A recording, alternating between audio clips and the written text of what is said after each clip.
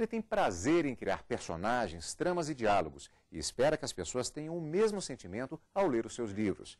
No Iluminuras de hoje, vamos saber um pouco mais sobre a obra do escritor gaúcho Lourenço Casarré. Gaúcho de Pelotas, Lourenço Casarré é formado em jornalismo e vive em Brasília. Trabalhou como repórter, redator, editor e crítico de literatura. Tem 40 obras publicadas e algumas delas premiadas. Casarré, antes de mais nada, obrigado pela sua presença aqui na Biblioteca do Supremo Tribunal Federal para falarmos de literatura. E, no caso, eu começo falando especificamente a respeito da questão da linguagem em que se tenta atingir públicos diferenciados, os quais você trabalha com eles.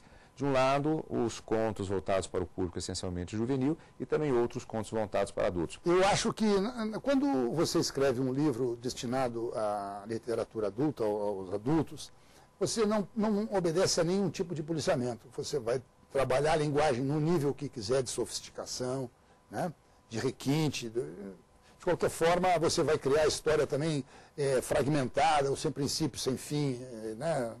Agora, com relação à jovem, eu acho que tu já trabalha aí com uma literatura de gênero. Ela é dirigida a um determinado público. Que público é esse?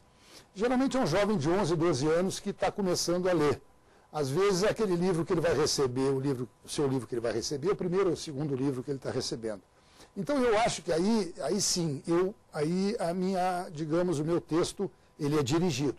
Eu obedeço a várias regras. Uma delas é uma narrativa mais linear, com uma linguagem mais clara, né, usando muitas vezes a linguagem coloquial dos jovens e tal, tentando reproduzir essa linguagem, com histórias que eu gosto que sejam movimentadas, com muitas peripécias, e que sejam divertidas, porque eu trabalho muito na literatura juvenil, eu trabalho muito com humor. Especificamente, inclusive, sobre a questão dos livros voltados aos adolescentes, eu vou pegar um exemplo aqui, que é bastante interessante, que é esse Três Cavaleiros, que é uma estrutura bastante interessante, porque ele trata de 3 contos, né? O primeiro que o Casarré reescreveu, ou melhor, adaptou, melhor dizendo, né? Já vamos entrar em detalhes sobre isso, de Rei Arthur, da versão de Thomas Malory. Também Ivanhoé, também um livro da juventude de muita gente até hoje, de Walter Scott, e também o próprio conto O Guerreiro dos Cabelos de Fogo, do próprio Lourenço Casarré. Mas aí temos umas questões interessantes. Por exemplo, no caso do Rei Arthur, na verdade um conto muito longo, escrito, na verdade, em uma linguagem, em um inglês antigo, e que os autores fazem diversas adaptações ao longo do tempo. Aí já houve um exercício específico também de se reescrever especificamente para a linguagem do jovem brasileiro. Exatamente. Essa proposta aqui é bastante interessante da editora atual, eles convidam os escritores que escrevem 3 histórias sobre um mesmo tema. Me foi passada a ideia de escrever sobre 3 cavaleiros. O Rei Arthur, nós sabemos, são as histórias do círculo arturiano, são reunidas numa versão de todas as histórias que eu tive em espanhol, são 2.000 páginas. Né? Depois o livro Ivanhoé, que é um livro clássico do Walter Scott, já com uma aventura que se passa na Idade Média e tal. E então eu tive que inventar uma história de um cavaleiro, que essa história teria que ocorrer no Brasil. Então eu criei uma história que se passa na época das missões jesuísticas no Rio Grande do Sul, em torno de 1700, em que eu trago um garoto que vem da Alemanha por uma série de peripécias, e ele então é criado pelos padres jesuítas. Então ele começa a viver aventuras com os índios. Eu não coloco exatamente o nome dos índios assim, mas ele vive com os guaranis, digamos, e com os charruas, que eram os índios guerreiros que andavam a cavalo. Então ele vive uma série de aventuras de cavaleiro, de herói, enfrentando vários desafios e tal. Então, foi muito interessante para mim essa aventura de, primeiro, pegar textos consagrados e resumir a um determinado número de páginas, no caso 40, né? E depois também foi interessante criar essa história desse guerreiro do Rio Grande do Sul, que eu criei basicamente com 2 livros que eu peguei assim, da literatura do Rio Grande do Sul. Um livro interessante é uma memória de um padre alemão que veio para o Brasil em 1700, justamente para viver nos povos jesuíticos. E a outra história é uma história de um belga que foi prisioneiro dos índios coroados. Então, como eu gosto muito desses livros e eu tinha lido, então para mim foi fácil. E nós temos aqui mais um outro livro que eu gostaria de chamar a atenção, que é o Estava Nascendo o Dia em que Conheceriam o Mar. Na verdade, não é uma temática semelhante, mas eu chamo a atenção justamente para o fato de que há uma utilização da sua parte como autor da linguagem característica do Rio Grande do Sul, que é um elemento bastante forte em alguns dos seus trabalhos e que é marcado exatamente pela utilização de muitas expressões espanholas. O Rio Grande do Sul é uma região praticamente de fronteira, convivência ali justamente com os espanhóis. Essa utilização da linguagem também, ela é bastante específica. Como é que você trabalha com isso? Quando eu tento reproduzir a linguagem entre que os personagens estão falando, a linguagem coloquial, eu tenho que, obviamente, recorrer a esse linguajar, porque as pessoas, se eu estou sediando uma história em Bagé nos anos 60, bom, obviamente que eu vou tentar descrever a maneira que eu ouvi as pessoas falarem quando eu era menino, né? Então, é assim, em vários livros, eu tenho muitos livros sobre história do Rio Grande do Sul e tal, e eu utilizo muito esse gauchês, que eu chamo assim, digamos, para simplificar. Nesse livro aqui se colocou para mim uma aventura diferente, porque é o seguinte, sintetizando basicamente, esse livro conta a história de um avô, um senhor bastante idoso, que tem um netinho que sofre uma doença X, e então ele, digamos, o garoto faz o último pedido ao avô, ele quer conhecer o mar. Ele não conhecia o mar, eles moram a 40 quilômetros de uma cidade, o avô é um cidadão muito pobre, não tem como, ele bota o menino num carrinho de supermercado e toca em direção ao mar. Então eu vou contar a aventura desse avô levando o menino para o mar. Quando eu tentei começar a contar essa história, eu tentei contar a história na voz do velho narrando. O velho ia, mas naquele dia começou e aí seguia a história. Só que eu percebi que eu não teria um gauchês suficiente para contar aquela história de cabo a rabo. Tu entendeste? Então, num determinado momento, eu não estava conseguindo avançar no livro. Então, num determinado momento, eu larguei aquele narrador, que é o velho, inventei um outro narrador culto, que é um homem X, que adulto, um homem educado, um universitário, sei eu, que esse cara, assim, vai ter condições de narrar o livro. Então, esse cara vai narrar o livro, do princípio ao fim, mas ele vai intercalar a cada página, 4, 5 frases do velho, que aí entra o gauchês, né? Para mim, é uma questão central na minha literatura, é sempre assim, quem está narrando? Essa é a pergunta número 1 que eu me faço. Por quê? Porque quando eu escrevo contos, eu nunca tenho o mesmo narrador. Quando eu vou contar uma história, que eu descubro uma história, porque eu fico procurando histórias no vento. Eu estou lendo um livro, aquilo me inspira uma história, ou alguém me conta uma história, aquilo me inspira a criar outra. Quando eu tenho uma história que eu quero contar a história, eu digo assim, quem vai contar essa história? Vai ser um menino? Digo, bom, então é um menino. Então, quem vai narrar essa história é um menino. Então, eu tento, obviamente, por uma questão de verossimilhança, fazer com aquela linguagem, é uma linguagem de um menino. Eu não posso ser sofisticado, eu não posso ter frases com ponto e vírgula, com 8 vírgulas. Eu vou ter frases, porque é um garoto que está narrando. Agora, se é um homem culto, eu posso me dar o direito de fazer uma redação mais elaborada daquela história, né? Vamos passar aqui para o último conto adulto, especificamente, que é o último livro, é uma novela policial de humor, que é A Misteriosa Morte de Miguel de Alcazar. Algumas curiosidades. Primeiramente, trata-se de uma história policial que acontece em Brasília. Conta para a gente um pouquinho dessa história. Bom, essa história, na verdade, assim, durante muitos anos, na minha formação como leitor, eu sempre fui leitor de livros policiais, sempre gostei muito. Porque a minha visão de literatura é do prazer da literatura, do entretenimento, do divertimento. Sempre gostei muito de passar o meu tempo lendo. Então eu li muito todos os romances, todos os grandes romancistas policiais, eu fui lendo ao longo do tempo. Então eu resolvi, num determinado momento, fazer uma espécie de homenagem, digamos assim, a eles. Então eu inventei uma história que é basicamente o seguinte, ocorre em Brasília, o Congresso Mundial de todos os escritores, os maiores escritores policiais do mundo, eles vão se reunir em Brasília para discutir algumas coisas sobre personagens e tal. Isso teria ocorreria num hotel aqui na beira do lago. No primeiro dia, quando vão começar esse debate, misteriosamente morre a Miguel de Alcazar, que é escritora espanhola. A partir daí, os escritores, eles vão virar, digamos assim, investigadores e vão tentar descobrir como morreu a Miguel de Alcazar.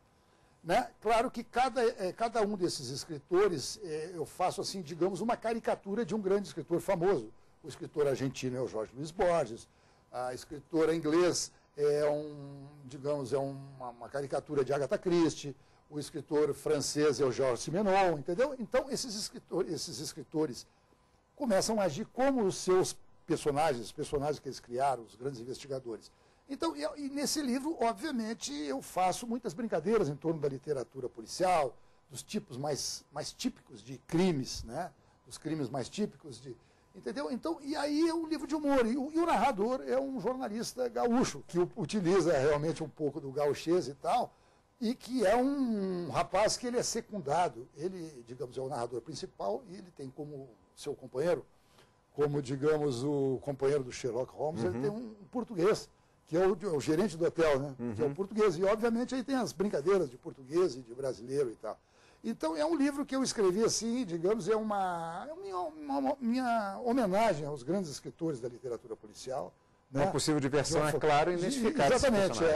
Nas resenhas que saíram, os críticos falaram isso, né? Que é um livro realmente divertido, é um livro de humor, é um livro que faz brincadeiras com a literatura policial. Né? Então, eu tive uma boa crítica, gostei do trabalho que eu fiz, né? Porque não eu trabalho, como eu disse a você, muito com humor e com o drama, digamos assim. Então eu trabalho durante muito tempo num livro muito dramático, então eu preciso relaxar, depois eu faço um livro de humor. Agora, sua formação, inicialmente ela é jornalística. Exatamente. E depois passou para a literatura. Já tinha intenção de ser escritor antes? Quando eu me formei em jornalismo, que eu comecei a trabalhar o dia inteiro, eu tinha umas horinhas à noite. Aí então, com 20 e poucos, 23, 24 anos, naquelas folguinhas, eu comecei a escrever pequenas crônicas, pequenos contos e tal, e aquilo foi, num determinado momento, quando eu já estava lá com 25, 26 anos, eu me fiz uma proposta, eu digo assim, eu vou tentar escrever um romance do princípio ao fim, vamos ver o que acontece. Escrevi o livro, tive sorte, o livro foi publicado, né? Então, eu não me lembro, sinceramente, de ser um cara, aquele garoto que queria ser escritor, né? O que eu sei é que eu fui avançando e tentando escrever, e tentando aprender a escrever, e a gente leva para, digamos, isso é impossível, mas digamos assim, dominar o instrumento. Tu leva 30, 40 anos aprendendo os macetes da literatura. Fora aquelas situações em que se dedica a uma vida, o escritor conclui que aquilo foi uma porcaria e, postumamente, aquilo se transforma num sucesso de um clássico. Por exemplo, eu sou apaixonado por um livro italiano, um romance italiano, chamado O Leopardo, né, de Lampedusa. Esse cara não viu o livro ser publicado, porque, inclusive, ele mandou para várias editoras. Os caras disseram, não, esse livro é muito antigo. Ele era um escritor de 1850, ele é um cara 100 anos atrás. E esse cara não foi publicado em vida. Né? Aí, depois que o livro saiu, e as editoras já haviam recusado o livro virou um sucesso absoluto. E tem vários outros casos. Né? Por exemplo, o Kafka também é um cara que, um dos gênios, é um dos 4, 5 maiores narradores do século passado, publicou 2 ou 3 novelinhas ou continhos em vida, quer dizer, tudo veio depois também, né? A gente tem, na verdade, uma série de personagens, né, que são construídos pelo Franz Kafka de maneira bastante, às vezes, bastante inverossímil, né, no sentido da construção, se a gente for pensar no realismo tradicional, né, numa pessoa que possa existir.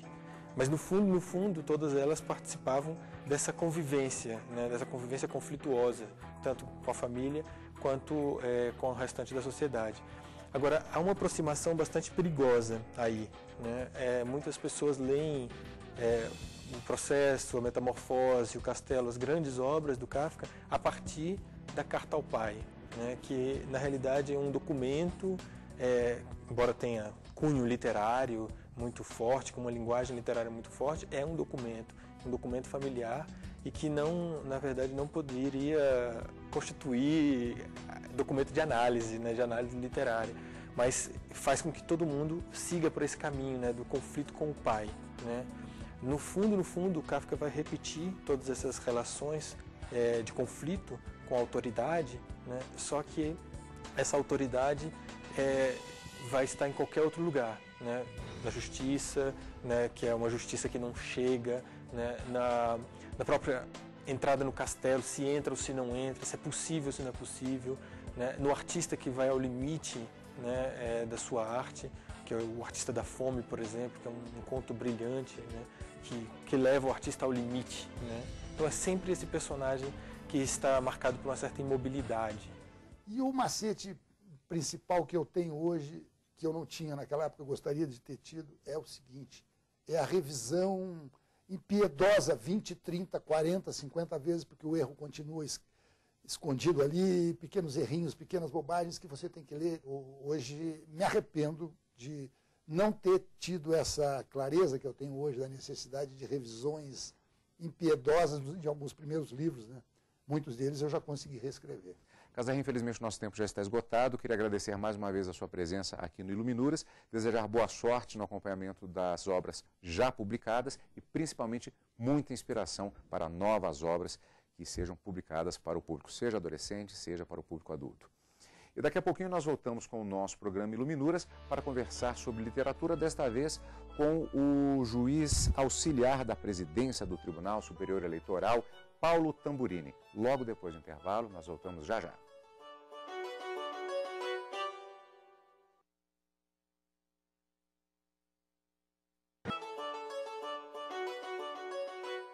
Iluminuras está de volta, como sempre, o nosso segundo bloco é voltado para a nossa conversa com pessoas ligadas ao universo do direito e que são apaixonadas pelo universo da literatura.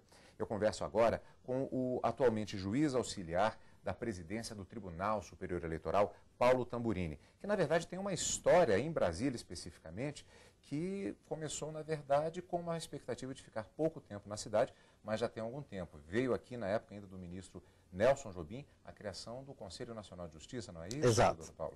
Portaria número 1 do Conselho Nacional de Justiça, depois passando o auxílio à presidência, à Corregedoria Nacional e terminando como conselheiro.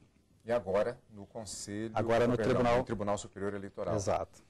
Nesse contexto, e aliás, considerando toda a vida como magistrado, qual o papel da literatura, tanto na atividade judicante de uma maneira geral, quanto nesse trabalho bastante específico na época do acompanhamento dos trabalhos e posteriormente votando no Conselho Nacional de Justiça? A literatura, ela dá ao juiz ou a qualquer outro profissional uma perspectiva diferente daquela sua pessoal, em que se lhe apresentam realidades, se lhe transitam por histórias, contextos, emoções, conflitos, dramas e a realidade do dia a dia de diversas maneiras e de diversas formas.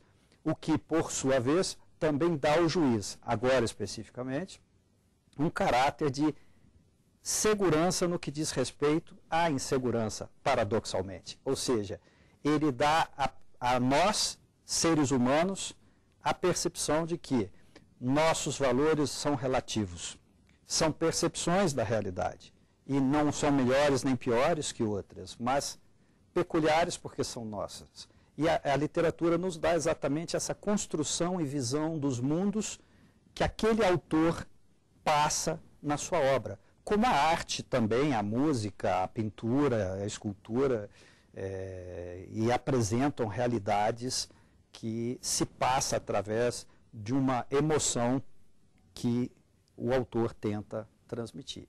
E isso é muito importante porque quando se vai julgar alguém, além dos fatos, evidentemente, da busca à verdade que se tenta fazer, nós vamos lidar com fatos e versões, né? E principalmente versões da realidade. Cada testemunha apresenta uma visão porque algo lhe chama pela sua história uma peculiaridade. Cada realidade social impõe uma característica ao contexto diferente da outra, né?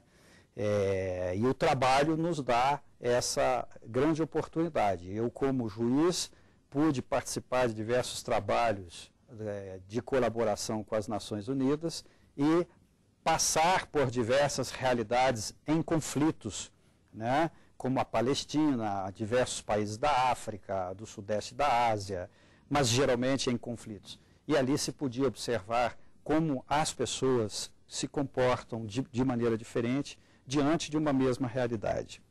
Quando falamos justamente dessa questão, dessa relativização a qual estamos fazendo referência, pode-se dizer que nós estamos lidando com mitologia, não mitologia no sentido da palavra, quando se fala que determinado fato ou determinada história é um mito no sentido de que ela não é verdadeira, mas da mitologia na sua compreensão como do seu poder simbólico. E aí há uma obra específica que tem uma influência, especificamente uma obra publicada, uma obra literária, um trabalho específico que exerce uma influência no seu trabalho. Qual seria?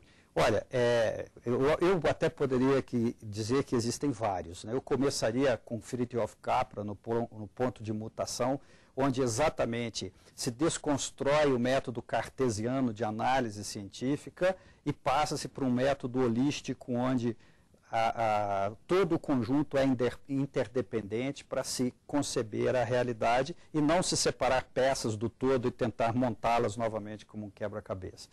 E depois, acho que um dos autores que mais me influenciam nesse sentido é Joseph Campbell, que talvez seja o maior mitólogo que passou deixando obras de pesquisa científica, de teorias, que substancialmente influenciaram a grande parte da nossa modernidade, e poucas pessoas sabem, né, que os filmes de George Lucas, Cameron, as ficções científicas, Guerra nas Estrelas, todas essas histórias, até a partir de uma nova compreensão da chamada filosofia do super-herói, né, ele até Dan Brown, quando cria o personagem dos seus livros, mitólogo, tem um certo viés de inspiração em Campbell, que começou uma obra chamada As Máscaras de Deus.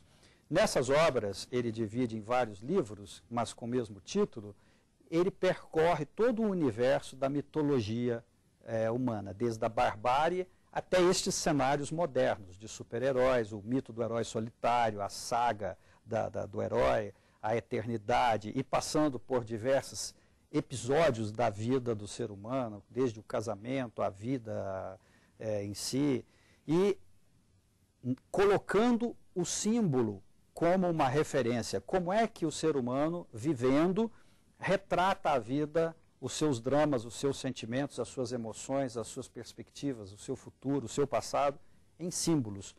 Numa era em que nós temos sistemas midiáticos, a própria internet, com uma velocidade muito grande, e com essa base relacionada a essa simbologia, existe também existe um lado positivo, é claro, no sentido de se falar em termos de superação, é um elemento muito forte, mas existe também a necessidade, particularmente no caso do juiz, dele analisar com distanciamento para que não haja aquela situação oposta em que esses mitos possam se transformar nesta carga simbológica num risco para o julgador e ele não perceber uma determinada realidade em função de tantas informações, tantas coisas que são colocadas de certa forma quase que pelo inconsciente coletivo para julgar um determinado caso de grande repercussão, por exemplo? Eu acredito que nós estamos atravessando uma fase de profunda alteração no processo de aquisição do conhecimento que vai ser fundamental. E estamos exatamente na crista do choque de duas ondas entre a onda da mnemônica, do aprendizado por memória, e a onda do aprendizado lúdico, em busca realmente de um conhecimento, e evidentemente que essa hora é uma hora de tremenda confusão, em que se oferece conhecimento e as pessoas não sabem o que fazer com ele. Estamos falando muito em termos de modernidade. Nesse ambiente, inclusive entremeado na própria literatura, pelos blogs, pela internet, os clássicos, particularmente na formação do jurista, eles ainda têm espaço? Mas não tenho dúvida, porque na realidade uma obra, ela pode, por exemplo, traduzir uma lenda urbana. Dentro daquela lenda urbana que você pensa de um momento histórico, ela tem um propósito de transmitir vários conceitos, várias ideias, vários sentimentos, várias emoções, e aquilo se altera a forma, mas os sentimentos humanos, seus conflitos, eles são existenciais, e eles são retratados de diversas maneiras. Quanto mais nós formos capazes de aprender essas maneiras ou ângulos de se ver a caminhada humana, mais condições nós temos de ter juízos comparatórios e de aproximar ao máximo possível da visão que aquela pessoa teve quando escreveu uma obra, por exemplo. No âmbito da literatura, alguma recomendação, assim dita de maneira rápida, para os estudantes e profissionais do direito? Olha, eu acredito que modernamente um grande livro, Shantaram, que foi escrito por um cidadão que passou por uma prisão na Índia, e uma obra que guarda um traço muito interessante de mostrar os dramas de uma prisão e da vida de um ser humano, mas também uma peculiaridade que é única. Ele escreveu esse livro, foram destruídos seus manuscritos na prisão e ele reescreveu o livro uma nova vez. Então essa é uma grande peculiaridade é uma obra que tem um significado muito grande e muito rica em conceitos e experiências humanas. Dr. Paulo Tamburini, eu queria agradecer muito a sua participação, portanto, no nosso programa Iluminuras de hoje, desejar boa sorte na continuidade, portanto, do seu trabalho e, claro, sempre influenciado pela literatura. Muito obrigado pela participação. Muito obrigado. E por aqui vai ficando esta edição de Iluminuras, encontro marcado na próxima semana com mais uma edição da revista eletrônica sobre literatura aqui na TV Justiça.